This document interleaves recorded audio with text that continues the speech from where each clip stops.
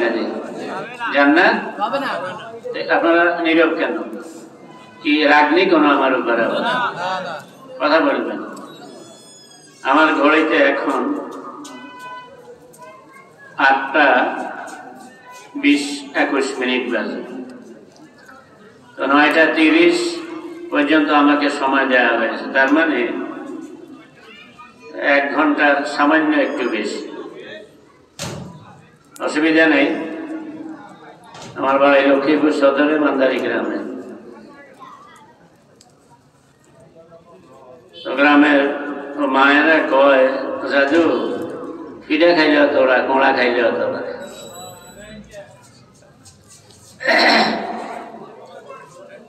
আসুন, যে 2টা আয়াত পড়লাম, এই 2টা আয়াতের আগে বাংলা তর্জমা বলি। 2টা আয়াতই সূরা তাওবা থেকে। কোন সূরা? সবাই বলেন না কোন সূরা? হ্যাঁ, মাথা সোজা করেন, সবাই মাথা সোজা করেন, আমার দিকে একটু তাকান। আমি তো আপনাদের সাথে কথা বলবো, ঠিক না? আপনাদের নজরটা আমার দিকে না থাকলে আলোচনাটা ঠিকভাবে করা যাইবে না। সূরা তাওবা মাদানী সূরা। নবীজির মোট নবুয়তি জীবন 23 বছর। মক্কা শরীফে 13 বছর। মদিনা শরীফে কথা কয় না, 23 থেকে 13 গেলে কত? 10। আপনাদের মধ্যে বাইরে না কেন? নবীজির নবুয়তি জীবন মক্কা শরীফে 13 বছর, মদিনা শরীফে 10 বছর। হিজরতের আগে যেই সূরাগুলো নাজিল হয়েছে, আয়াতগুলো নাজিল হয়েছে, এগুলিকে বলে মাক্কি সূরা, মাক্কি আয়াত। হিজরতের পরে যেগুলো নাজিল হয়েছে এগুলিকে বলা হয় মাদানী সূরা, মাদানী আয়াত। মাক্কি সূরাগুলোর মধ্যে সাধারণত ব্যক্তি গঠন কেন্দ্রিক আলোচনা ছিল, কারণ মক্কা শরীফে ক্ষমতা ছিল কাফেরদের হাতে। কার হাতে?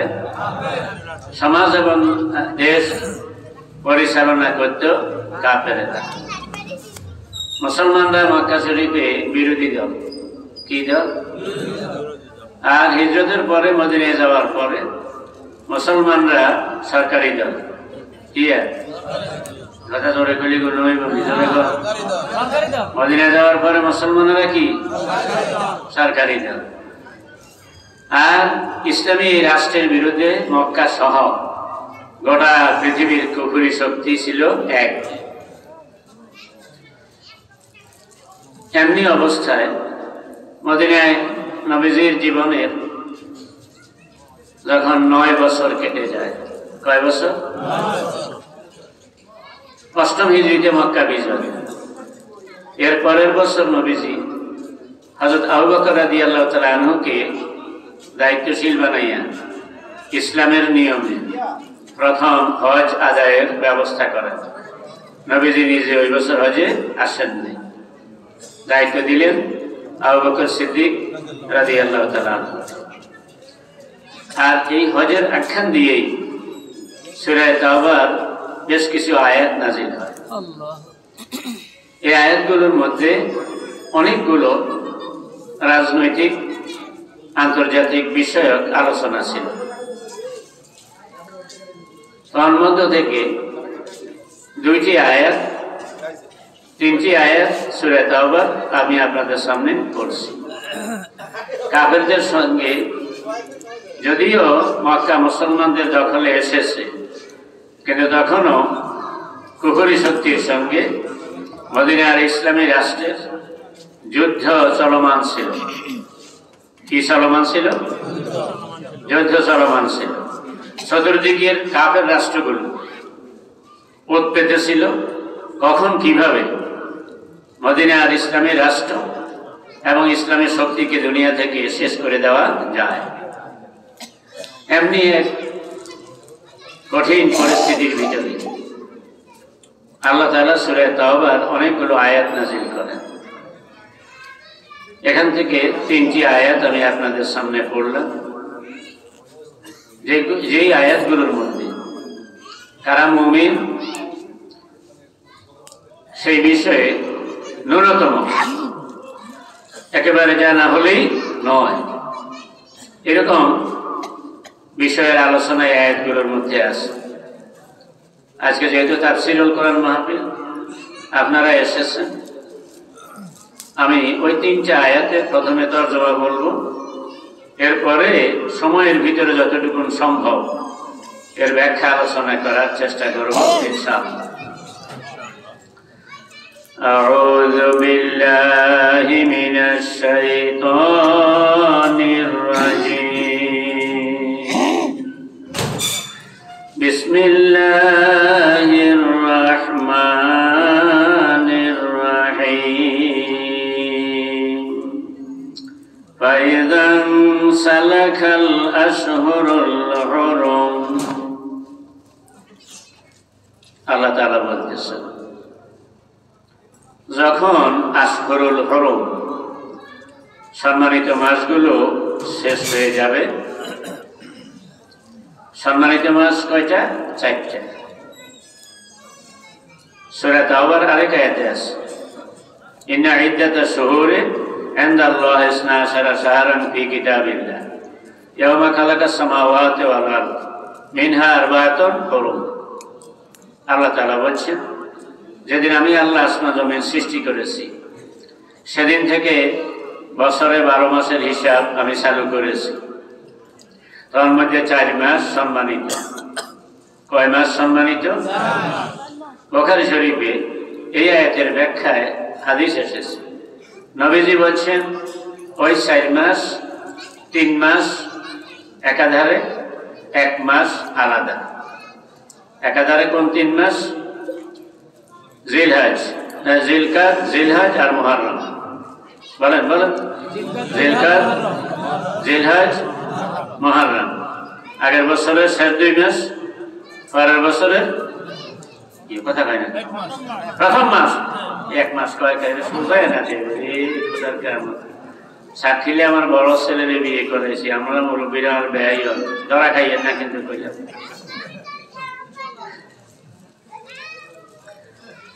তো আগের বছরের শেষ 2 মাস জিলকাদ, জিলহজ, পরের বছরের আবার প্রথম মাস, প্রথম মাস মুহররম। একাধারে না? আর আলাদা 1 মাস হইল রজব। তাইলে কয় মাস হইল? এই 4 মাস সম্মানিত। এই 4 মাসে আগের নবীদের আমলও যুদ্ধ বিগ্রহ নিষিদ্ধ ছিল। এমনকি তাফসীরে কাবীরে লিখছে যে কোন লোকের বাবারে কেউ হত্যা করেছে, ছেলে তার বাবার খুনিকে যেখানে পাইবে সেখানেই শেষ করবে। এই টার্গেটে অস্ত্র নিয়ে খুঁজতেছে, খুঁজতে খুঁজতে পায় না। এমন এক সময় পাইছে সামনে, যে সময় এই 4 মাসের কোন 1 মাসের ভিতরে পড়ে গেছে। লাম ইয়াতাআররাজ আলা কাতিলি আবিহি, তাফসীরে কাবীরে আবার এই সম্মানিত মাসের সম্মান রক্ষা করার জন্য জাহেলি জামানার যাদেরকে আমরা বলি জাহেল, কাফের, ওরা পর্যন্ত তার বাবার খুনির উপরে আক্রমণ করত না। সুবহানাল্লাহ কইবেন। আজকে আমরা যারা ওদেরকে ওই সময়টাকে আইয়ামে জাহেলিয়ত বলি, ওদেরকে আমরা বর্বর যুগের মানুষ বলি, ওই মানুষগুলো আল্লাহর সম্মানিত মাসের এতটুকু সম্মান রক্ষা করেছে। আপনারা আল্লাহকে সাক্ষী রেখে বলুন, বোবার মতো থাকবেন না। আমরা যারা আজকে বৈজ্ঞানিক যুগের মানুষ বলে দাবি করি, ভদ্র সভ্য, আবার অনেকে তো ইংরেজি চালায় জেন্টেলম্যান, ওরা কথা কয় না। এই যে জেন্টেলম্যান আর সেন্টেলম্যান যা আছে, এই মানুষগুলো এই যুগে কখন যে জিলহজ আসে আর চলে যায়, মুহররম আসে চলে যায়, রজব আসে চলে যায়, অনেকের খবরও ঠিক নেই। ভাই বিবেকের প্রশ্ন করেন যে ওই মানুষগুলো বড় জাহেল ছিল না আমরা সভ্য ভদ্র দাবিদার মানুষগুলো আমরা বড় জাহেল? কথা কি বুঝতে পারছি? এই মাসগুলোতে বাংলাদেশে কোনো সিনেমা হল চলে না, এখানে কথা কয়। আমার নবী বলছেন আসাকে তো আনিল হাক্কা শয়তানুন আখরাস, হক কথা দরকারের সময় না বলিয়া যারা চুপ থাকে, নবী কয় তারা হইল বোবা শয়তান। জোরে বলেন কি শয়তান? আমরা কি বোবা শয়তান হতে চাই? তাইলে আওয়াজ করে কথা বলবেন। এই মুহররমে, রজবে, জিলকদে, জিলহজে সুদের কারবার চলে না? জোরে কয় না কা? সুদী ব্যাংক বন্ধ থাকে, সিনেমা বন্ধ, পতিতালয় বন্ধ, খুন খারাপি বন্ধ, জিনা ব্যভিচারিত হয় না, হয়নি? তাইলে ওই জামানার ওই মানুষগুলো বড় জাহেল না আমরা বড় জাহেল?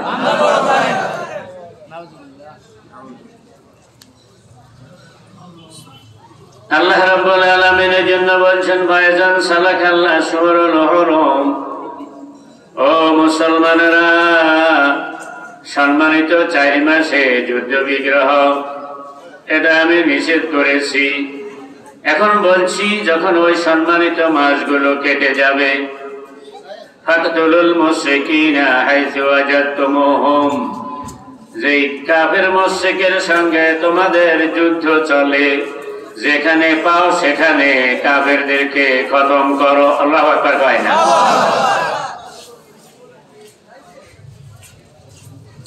ওয়াখুযুহুম, এবং তাদেরকে অ্যারেস্ট করো। কি করো? ওয়াহশুরুহুম, তাদেরকে ঘেরাও করো। Call from 4567. এবং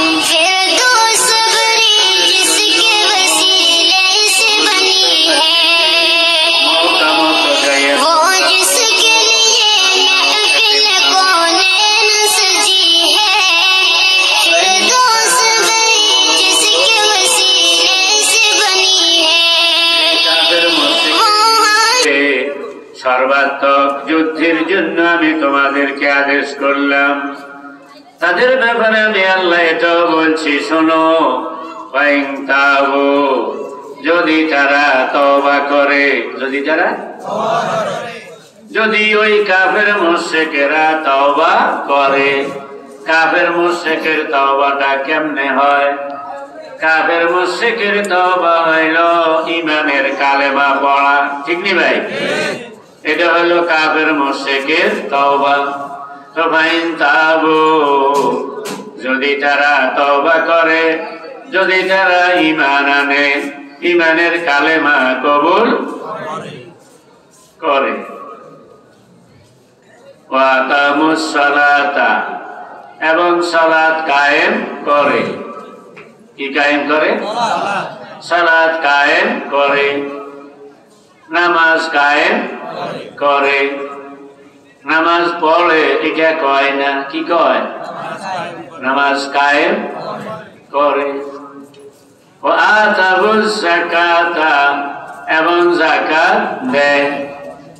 ফাখাল্লু সাবিলাহুম, তাহলে তোমরা তাদের পথ ছেড়ে দাও, তোমরা তাদেরকে মুক্ত করে দাও, ওদের উপর আর হামলা করো না।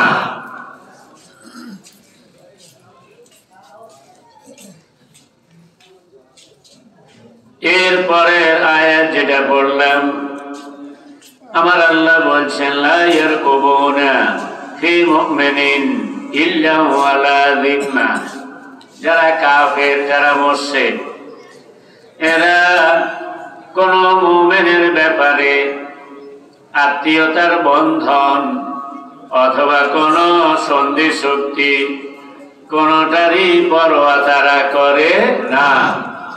কাফের মুশরিকরা মুমিনের হত্যা করার ব্যাপারে, মারার ব্যাপারে আত্মীয়তা চিন্তা করে না, এবং আন্তর্জাতিক আইনেরও কোনো পরোয়া করে না। উলাইকা হুমুল মুতাদুন, আর এরাই হলো সীমা লঙ্ঘনকারী। কি? ইউক্রেনের উপর রাশিয়ার আক্রমণ যখন হয়, পৃথিবীর বড় শয়তান আমেরিকা, কোনো কথা কয় না, পৃথিবীর বড় শয়তান আমেরিকা এবং ওই শয়তানের মুরিদ ইউরোপীয় ইউনিয়ন, ব্রিটেন সহ একযোগে কোটি কোটি ডলারের অস্ত্র দেয় ইউক্রেন সরকারের এই কথা কইয়া যে রাশিয়া অন্যায় ভাবে আরেক দেশের উপর আক্রমণ করে, ঠিক নি ভাই? আর ওই আমেরিকা, ওই ব্রিটেন, ওই ইউরোপীয় ইউনিয়ন, জাতিসংঘের তারা প্রভাবশালী সদস্য, মানবাধিকারের সব সনদ তাদের স্বাক্ষরিত, কিন্তু ইসরায়েলের জায়নবাদী অভিশপ্ত ইহুদিরা ওরা যখন ফিলিস্তিনের নিরীহ মুসলমানদের উপর এইভাবে ধ্বংসযজ্ঞ জাতীয়ভাবে শেষ করে দেওয়ার জন্য যখন অনবরত বোম্বিং করিয়া ফিলিস্তিনের যখন শেষ করে দেয়, সেই সময় ইউক্রেনের বেলায় যে নীতি, ওই নীতি আর ফিলিস্তিনের বেলায় তাদের কাছে নাই। ওরাই আবার বাংলাদেশ সহ বিভিন্ন দেশে আসে মানবাধিকারের শিক্ষা খয়রাত করার জন্য, কথা ঠিক নিও ভাই? এমন দ্বিমুখ নীতি যাদের, তাদের নামের পরে জুতা মারা উচিত নাকি উচিত নয়? এই জন্য আমার আল্লাহ বলছেন লা ইয়ারকুবুনা ফি মুমিনিন ইল্লা আলা যিম্মা, কাফের মুশরিকরা এমন যারা তাদের রক্তের সম্পর্কিত লোকের কথাও পরোয়া করে না, এবং কোন চুক্তি এবং রাষ্ট্রীয় আন্তর্জাতিক যে সমস্ত নীতিমালা, যেসব শক্তি আছে, এগুলিরও তারা কোনো পরোয়া করে না। মুমিনের বেলায় আইলে আর কোনো আইন নেই।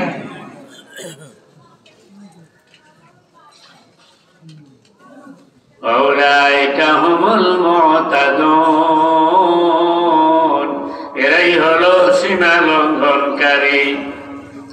যদিও সীমা লঙ্ঘনকারী, কিন্তু তারাও, তাদেরকেও আমি আল্লাহ বানাইছি, ওর কথা কয় না।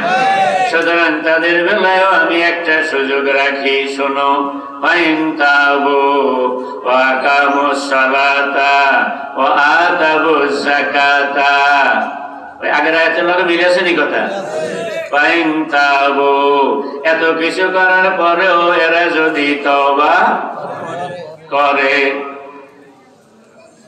ওয়াতামুস সালাতা, এবং সালাত কায়েম করে, ওয়াতাবুজ যাকাতা, যাকাত প্রদান করে।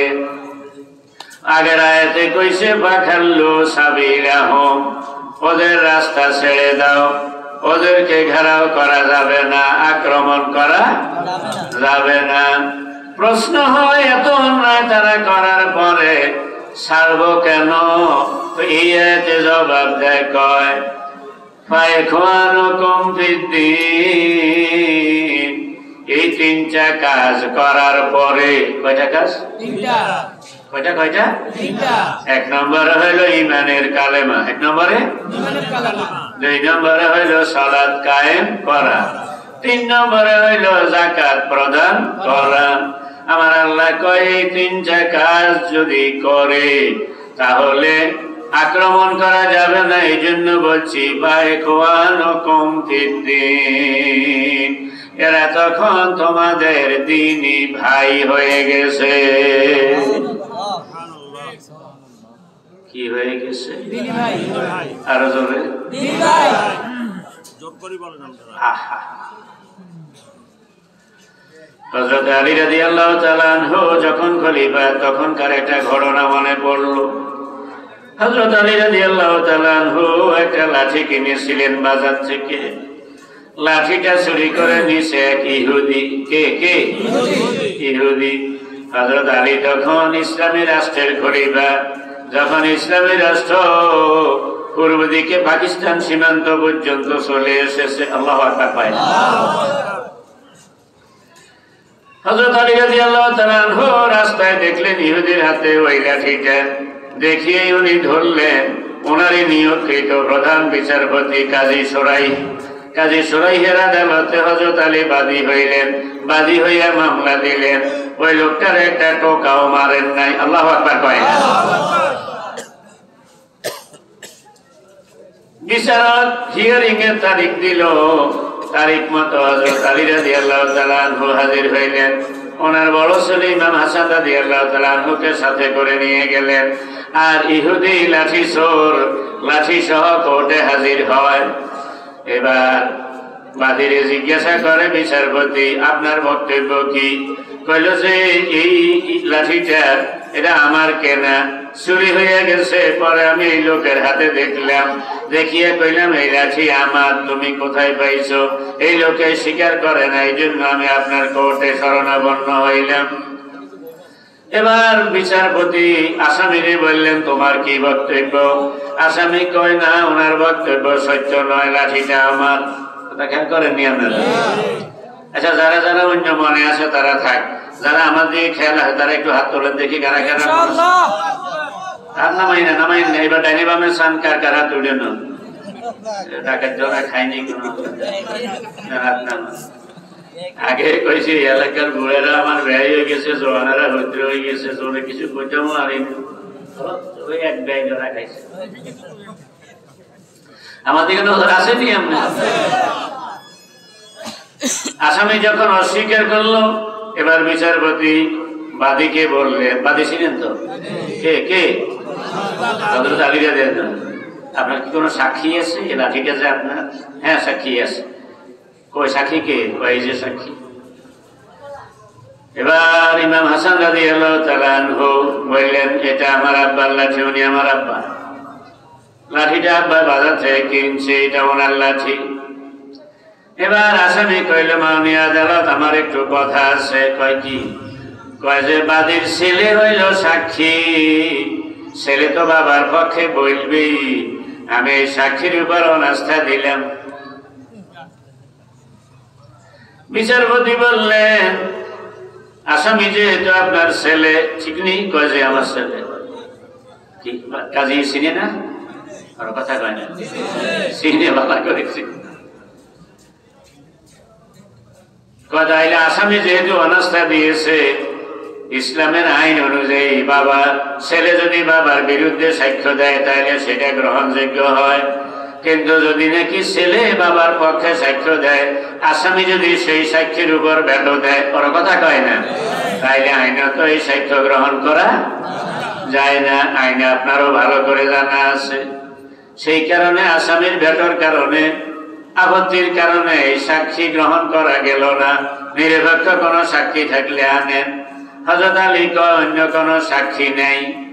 এবার আদালত রায় ঘোষণা করে, বাদী আলী ইবনে আবি তালেব বিবাদী অমুক। কিন্তু বাদীর বক্তব্য আসামি স্বীকার করে নাই। বাদীর পেশকৃত সাক্ষী ওনার ছেলে হওয়ার কারণে আসামি আপত্তি দিয়েছে বিধায় এই সাক্ষীর উপর ভিত্তি করে রায় দেওয়া যায় না। সে কারণে মামলা খারিজ করা গেল। মামলা খারিজ, এটার মানে হইল ইহুদি চোর হইয়াও এখন সাধু। কোনো কথা কয়, লাঠি নিয়ে হেসতে হেসতে যায় হযরত আলী এবং ইমাম হাসান। প্রধান বিচারপতি কাজী সরাই ভালো করে যাবে, একটা লাঠি তো সামান্য জিনিস, গোটা পৃথিবীর স্বার্থের জন্য আলীর মতো মানুষ, ইমাম হাসানের মতো মানুষ মিথ্যা কথা বলার মতো নয়। সুবহানাল্লাহ। কিন্তু বিশ্বাস এক জিনিস, আইনের মানদণ্ড আরেক জিনিস। আইনের আলোকে বিচারপতি রায় ঘোষণা করে মামলা খারিজ। মামলা কি? হযরত আলী এবং ইমাম হাসান ওনারা মলিন চেহারা নিয়ে এখান থেকে যায়। বাপ বেটা দুইজন সাওয়ারিতে করে যায়, আর আসামি লাঠিটা নিয়ে বাড়ির দিকে যায়। তেমুয়া পথের মধ্যে আবার দেখা তিনজনের। এবার আসামি ইহুদি কয়, আমিরুল মুমিনিন সাওয়ারি থেকে নামেন, আমার একটু কথা আছে। এই দেশের যদি কোন নেতার লগে এমন ঘটনা হইতো, বিরোধী দলের কোন কর্মী, ওর কথা কয় না।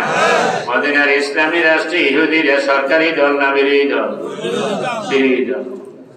এই বিরোধী দল, এই চোর, সে কয় আমিরুল মুমিনিন নামেন, কথা আছে। আল্লাহু আকবার কয় না।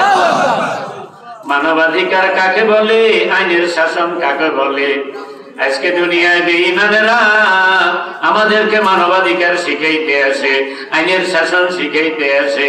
আমরা যদি কোরআন মানতাম, আমরা যদি নবী এবং খোলাফায়ে রাশিদিনের আদর্শ জানতাম এবং মানতাম, যতদিন মুসলমানেরা এগুলো জানতেন এবং মানতেন, ততদিন মুসলমানদের কাছে অন্য জাতি শিখতে আইতো, ঠিক কিনা?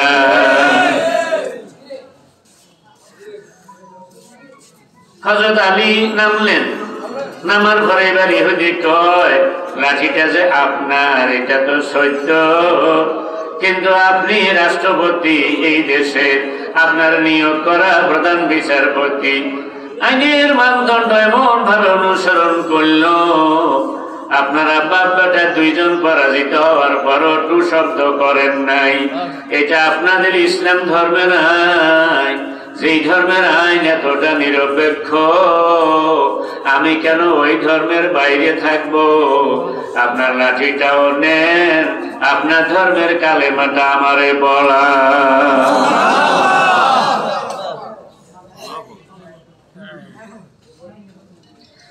ইহুদি যখন কালেমা পড়ে, এবার হযরত আলী রাদিয়াল্লাহু তাআলা কয়, ভাইও তুমি এখন আমার দ্বীনি ভাই। আল্লাহু আকবার। তুমি এখন আমার দ্বীনি ভাই, যেটাই আয়াতে আছে, এখন হুকুম দিতে, তুমি এখন আমার দ্বীনি ভাই। আমার নবী বলছেন, আল ইসলামু ইয়াহদিমু মা কানা ক্বাবলাহু, ইসলাম গ্রহণ করার পর একজন মানুষের অতীত জীবনের সব গুনাহ খতম হয়ে যায়। সুতরাং তোমার আমার নামায় এখন এক জাররা গুনাহ নাই। আমি আলী এবং আমার ছেলে হাসান, আমরা হইলাম পুরানো মুসলমান, কম হোক বেশ হোক আমাদের গুনাহ খাতা আছে। তুমি একজন নিষ্পাপ আমার দ্বীনি ভাই, তুমি এখন হাঁটিয়া যাইবা, আর আমরা দুইজন সাওয়ারিতে যাবো, এটা হয় না। লাঠিটাও তোমারে দিলাম, আমার সাওয়ারিটাও তোমারে দিয়ে দিলাম।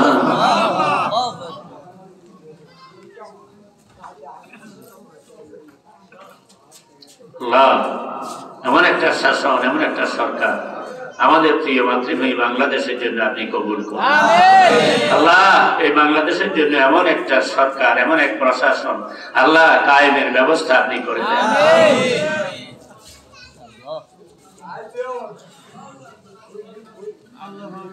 বন্ধুরা আমার, আসুন এই দুইটা আয়াতের মধ্যে একদিকে কাফের মুশরিকের বিরুদ্ধে প্রচন্ড আক্রমণ আর হামলার নির্দেশ আছে, আর পরক্ষণে তিনটা শর্ত দিয়া, যে তিনটা শর্ত যদি পূরণ করে, কয়টা কয়টা ভাই, তিন হরফে শর্ত না? আলেম ভাই একটু কথা কইয়েন। তিনটা শর্ত দিলেন আমার আল্লাহ, যে মুসলমানদের আক্রমণ থেকে বাঁচার জন্য তিনটা শর্ত। এক নম্বরে হইল কালেমা, জোরে বলেন, এক নম্বরে সবাই বলেন লা ইলাহা ইল্লাল্লাহু মুহাম্মাদুর রাসূলুল্লাহ। আবার বলেন লা ইলাহা ইল্লাল্লাহু মুহাম্মাদুর রাসূলুল্লাহ। নবীজির জামানা থেকে এই কালেমা মুসলমানদের মাঝে জারি আছে না নাই? আর জোরে বলেন।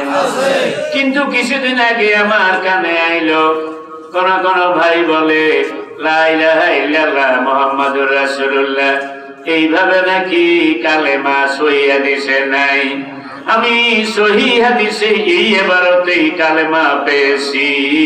তোমরা যদি কেউ দেখতে চাও, দয়া করে আমার সাথে আমার আলোচনার পরে রওনা দিও, আমার গাড়িতে করে তোমারে নিয়ে যাব, তোমার আমি হাদিসের কিতাবটা দেখাবো, সনদ সহ দেখাবো, সহিহ সনদে এই লা ইলাহা ইল্লাল্লাহ মুহাম্মাদুর রাসূলুল্লাহ এই কালেমা হাদিসে আছে না নাই তোমারে দেখাবো।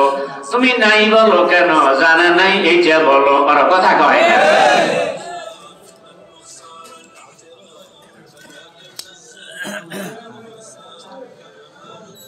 বন্ধুরা আছেন, এক আয়াতে বললেন এই 3 শর্ত যদি পূরণ করে তাহলে তাদের রাস্তা ছেড়ে দাও, কোনো আক্রমণ করা যাবে না। আর এক আয়াতে কয় যাবে না কেন জানো? বাইখওয়ানুকুম ফিদ্দীন, এরা এখন তোমাদের দ্বীনি ভাই হয়ে গেছে। আল্লাহু আকবার কয় না? এরা এখন তোমাদের দ্বীনি ভাই হয়ে গেছে। এখন দ্বীনি ভাই কারা? কোরআন শরীফে আমার আল্লাহ আরেক সূরার মধ্যে বলেন, সূরা হুজুরাতে 10 নম্বর আয়াত, ইন্নামাল মুমিনুনা ইখওয়াতুন, যারা মুমিন তারা হলো একে অপরের জোরে কয় না, তারা একে অপরের ভাই। এই মুরব্বি একবারও কয় না, আমি সেই বলেন নাই কেন?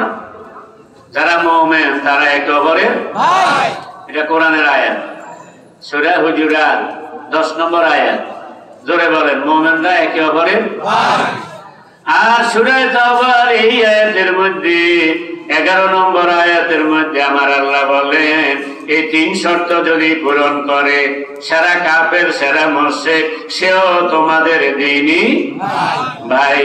এই 3টা শর্ত নিয়ে এবার আসুন আলোচনা করি। 1 নম্বরে হইল কালেমা। জোরে বলেন, 1 নম্বরে কালেমা। 2 নম্বরে হইল সালাত কায়েম করা। কি কায়েম করা? সালাত কায়েম করা। 3 নম্বর হইল যাকাত প্রদান করা।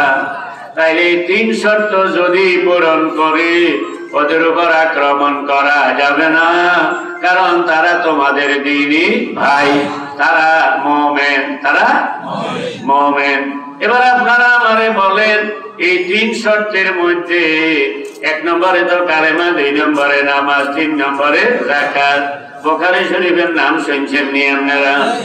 বুখারী শরীফ খোলেন, সেখানে হাদিস পাইবেন, লাম্মা তুফিয়া রাসূলুল্লাহ সাল্লাল্লাহু আলাইহি ওয়াসাল্লাম ওয়াস্তুখিলাফা আবু বকরিন কাফারা মান কাফারা মিনাল আরবে। নবীজি যখন ইন্তেকাল করেন, আবু বকর সিদ্দিক রাদিয়াল্লাহু তাআলা আনহুকে যখন খলিফা বানানো হয়, কাফারা মান কাফারা মিনাল আরবে, আরবের একদল লোক কাফের হয়ে গেল।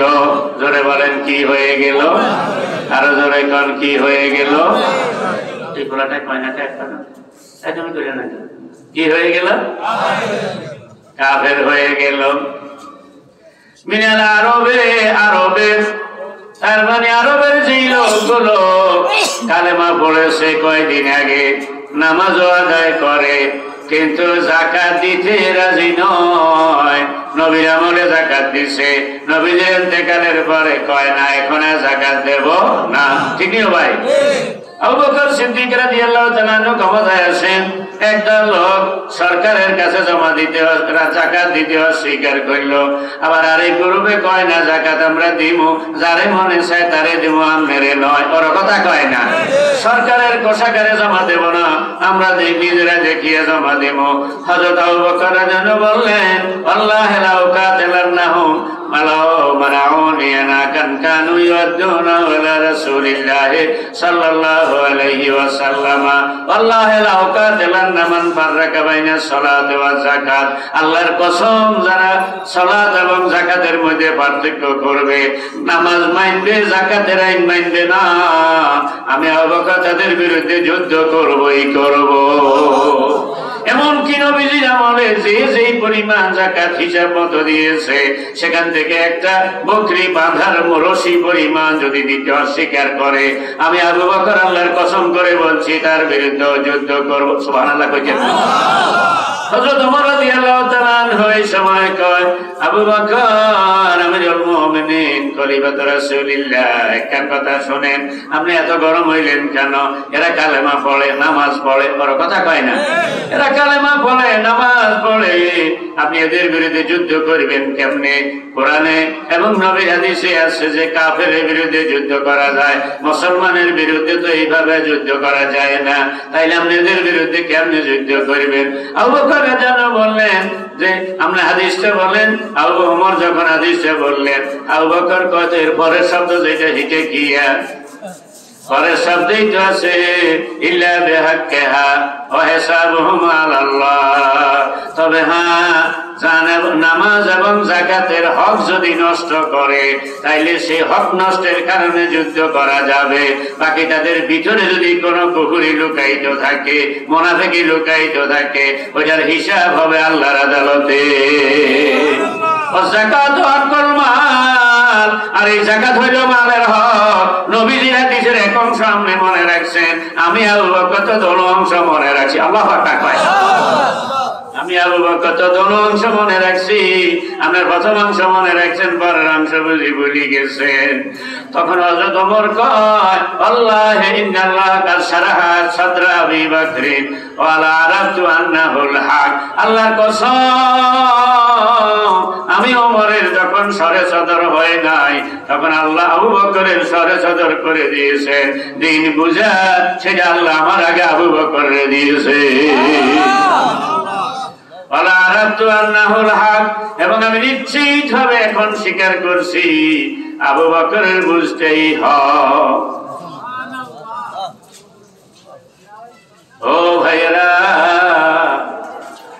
এই যে হাদিসের বুখারীতে আছে কাফারা মান কাফারা মিনাল আরবে, কাফারা আসেনি? আমরা জোরে কই না। কি হয়ে গেছে বলেন না কেন? কি হয়ে গেছে? কেমনে কাফের হইলো? যাকাত দিতে। তাইলে আমার আল্লাহ এর মধ্যে মুমিনদের ভাই অর্থাৎ আরেকজন মুমিন হওয়ার জন্য যে 3 শর্ত দিলেন, ওরা এর মধ্যে 3 নম্বর শর্তটা যখন স্বীকার করেছে, তখন ওই সাহাবায়ে কেরামের কাছে তারা মুমিন হিসেবে গণ্য হইছে না কাফের হিসেবে?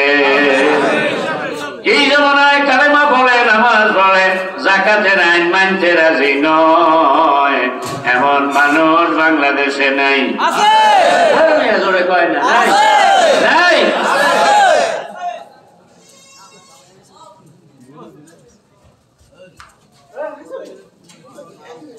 যাকাতের আইন মানতে না, রাজি নাই। যাকাতের আইন প্রতিষ্ঠার কথা যারা বলে তাদের সহযোগিতা করতেও রাজি নাই, তাদের সঙ্গে চলতেও রাজি নাই, এমন মার্কার মুনাফিক বাংলাদেশে নাই। এই যারা মুসলমান তারা একটু জোরে কথা কয়ে না, গাও মুনাফিক করে চুপ থাকে না, বাকি নেই।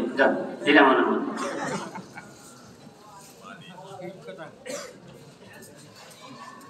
তাইলে যাকাতের আইন অস্বীকার করলে ও আর মুসলমান থাকতে পারে না। এই 3টা পয়েন্টের মধ্যে 2 নম্বর পয়েন্ট হইল সালাত কায়েম করা। কি কায়েম করা? আরো জোরে বলেন। তাইলে সালাত কায়েম এটা যদি কারোর মধ্যে না থাকে, তার ব্যাপারেও একই কথা প্রযোজ্য হবে নাকি হবে না?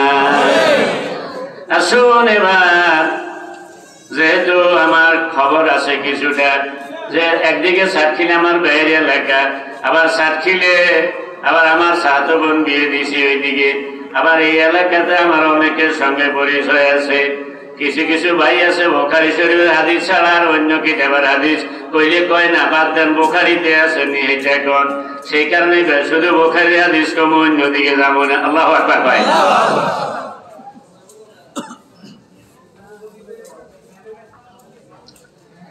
হযরত আনাস রাদিয়াল্লাহু তাআলা আনহু থেকে রওয়ায়াত, বুখারী শরীফ মূল কিতাবের 56 পৃষ্ঠা 389 নম্বর হাদিস।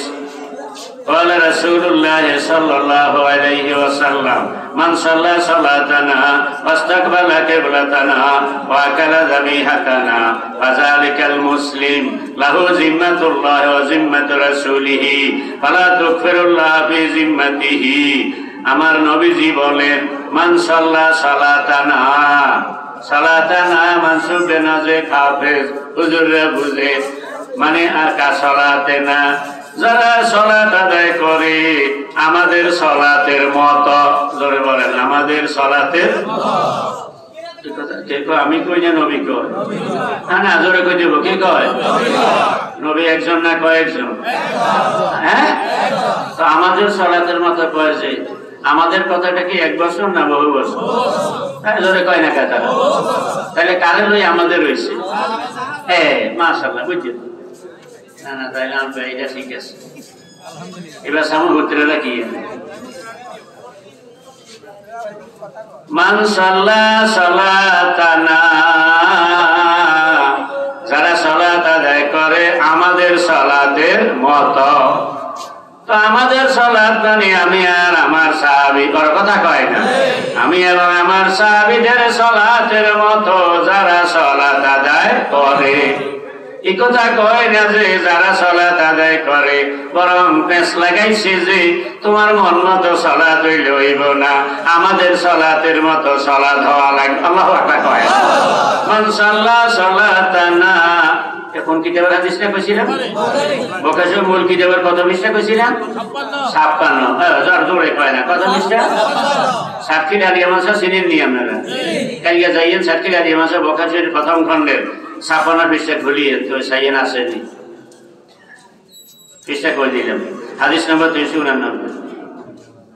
আর নাইলে ওসমানিয়া মাদ্রাসা যাইয়েন, আর নাইলে ওদিকে জামা নুরাইন আছে না, এই তিন মাদ্রাসাতে জিয়ানে যাইবেন, বকাশের খুলিয়েন মূল কিতাব প্রথম ভলিউম 56 পৃষ্ঠা। মান সাল্লা সালাতানা, যারা সালাত আদায় করবে আমাদের সালাতের মতো, তার মানে আমি এবং আমার সাহাবীরা যেইভাবে নামাজ পড়ি। আপনাদের মনে প্রশ্ন হইতে পারে, মাওলানা আমি এবং আমার সাহাবীরা যেইভাবে নামাজ পড়ি, সাহাবীরা তো নবী নয়, সাহাবীদের লগে আবার যোগ করার কারণটা কি? কোনো একটা কারণ নাই? জোরে কয় না, কোনো কারণ নাই? আছে। কারণটা কি? নবী কোনদিন মুক্তাদি হইয়া নামাজ পড়া জায়েজ ছিল না, নবী কখনো মুক্তাদি হতে পারে না, নবীর সামনে উম্মত ইমাম হতে পারে না। সেই কারণে আমার নবী মক্কায় তো জামাতে নামাজ পড়ার মতো এরকম উন্মুক্ত পরিবেশ ছিল না। মদিনায় যাওয়ার পর মদিনায় মসজিদে নববী প্রতিষ্ঠা, এরপরে থেকে 5 ওয়াক্ত নামাজ তো আজান হয়, জামাত হয়, নামাজে জামাত ইমামতি করেন আমার নবী, মুক্তাদি হয়। এটা কয় না, কেদরা কয় না সাহাবায়ে কেরাম। এমনকি নবীজি যখন অসুস্থ, উহুদের ময়দানে প্রচন্ড রকমের আহত হলেন, মাথার খুলি ভাঙলো, কাঁচা দাঁত ভাঙলো, এই অসুস্থ অবস্থায় নবী ইমামতি করেছেন, আর মুক্তাদি হয়েছে সাহাবীরা। ইন্তেকালের আগে দিয়ে যখন একেবারে নরম হইয়া গেলেন, খোলেন মুসলিম শরীফ পাইবেন সেখানে যে নবীজি নিজে হাঁটতে পারে না, 2 জন সাহাবী নবীজিরে ধরিয়া, 2 জন সাহাবী কাঁধে করিয়া, কেমনে কেমনে আমার দিকে নজর আসেনি? আপনার তারা মনে মনে করে ছাড়ে না না, বড়দের আসার আগে আমি ছাড়ে দিব, ডরাইয়া না, আমাদের নজর আসে কেমনে? নবীজি যখন মশাই বাড়ি যায় কথা বলে কে?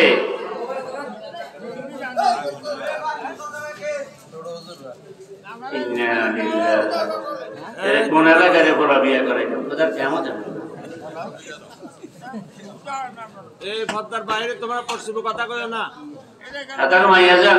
খবর আছে।